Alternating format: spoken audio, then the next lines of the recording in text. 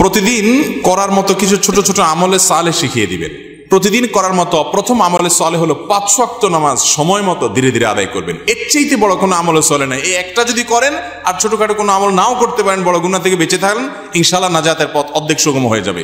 5 ওয়াক্ত নামাজ, এইটার কোনো বিকল্প ইসলামে আর কিছু নাই। এইটা ঠিক রাখতেই হবে, এই ক্ষেত্রে কোনো ছাড় নাই। দাঁড়ায় না হলে বসে শুয়ে যেভাবে পারেন পড়তেই হবে, কোনো ছাড় নাই। অতএব 1 নম্বর আমল হলো 5 ওয়াক্ত নামাজ পড়বেন। 2 নম্বর হলো সকল বড় বড় মোটা মোটা গুনাহগুলা থেকে বেঁচে থাকবেন। চোখের গুনাহ, হারাম জিনিস দেখা, হারাম জিনিস শোনা, গালমন্দ করা, মানুষের হক মারা, হারাম খাওয়া, এই বড় বড় গুনাহগুলো থেকে বেঁচে থাকবেন। নাম্বার 3, নবী করিম সাল্লাল্লাহু আলাইহি ওয়াসাল্লাম প্রতি বেশি বেশি দুরূদ পাঠ করবেন। আল্লাহুম্মা সাল্লি আলা মুহাম্মাদ ওয়া আলা আলি মুহাম্মাদ, শুধু সাল্লাল্লাহু আলাইহি ওয়াসাল্লাম, দুরূদ ইব্রাহিম যত বেশি পারেন দিনে 10 বার 20 বার পাঠ করবেন।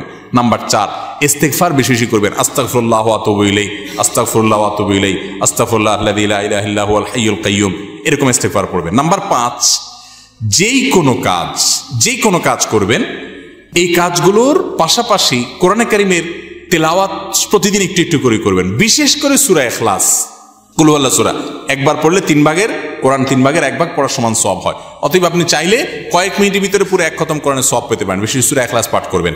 6 নম্বর হলো যত জিকির আছে কোরআন হাদিসে বর্ণিত, এই জিকিরগুলো বেশি বেশি করে পাঠ করবেন। যেমন সুবহানাল্লাহ ওয়া বিহামদিহি সুবহানাল্লাহিল আযীম, তারপর লা হাওলা ওয়ালা কুওয়াতা ইল্লা বিল্লাহ, এটাকে জান্নাতের ভান্ডার বলা হয়েছে। তারপর আপনার দুরূদ ইব্রাহিমের পাশাপাশি অন্যান্য সাধারণ দুরূদ তো পড়বেনই।